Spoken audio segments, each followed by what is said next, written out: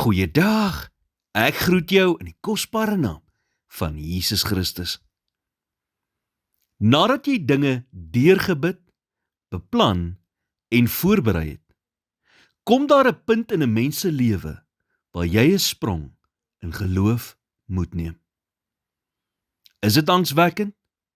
Absoluut. Jy sien, daar is twee soorte mense. Diegene wat ten spyte van vrees 'n sprong in geloof waag.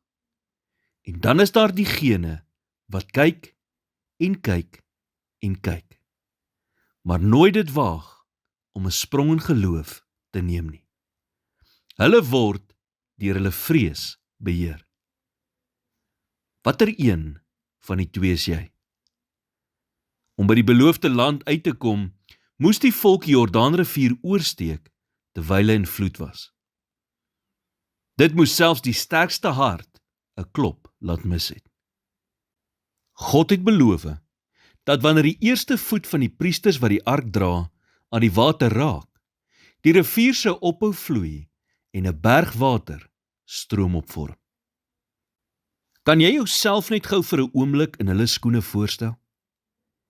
Kan jy jou indink wat moes by hulle gedagtes opgekom het? Kan ons nie maar eerder wag totdat die rivier weer sak nie? Wat as die water nie ophou vloei nie en ons verdrink? Spreuke 14 vers 15 sê, die skrandere let op sy voetstappe. Met ander woorde, 'n verstandige mens oorweeg sy voetstappe. Daar is gewoonlik 'n fyn lyn tussen om verstandig op te tree teenoor om paranoïes op te tree.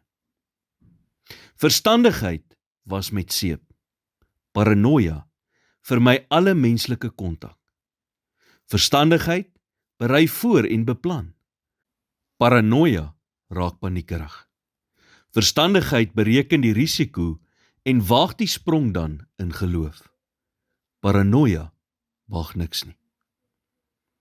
Om jou God bepaalde bestemming te bereik, gaan jy God moet gehoorsaam en somtyds jou voete in die water moet waag.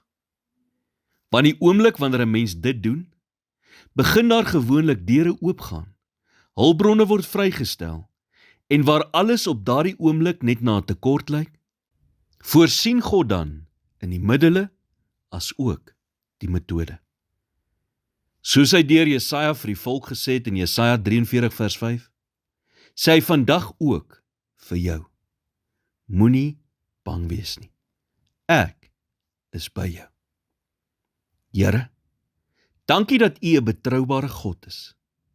Wanneer ek 'n sprong in geloof neem, is U daar en U wag om my te vang. Help my om U te vertrou, selfs wanneer dit wat ek met my menslike oë sien, twyfel in my hart opwek. Ek plaas vandag my geloof in U. In Jesus naam, amen.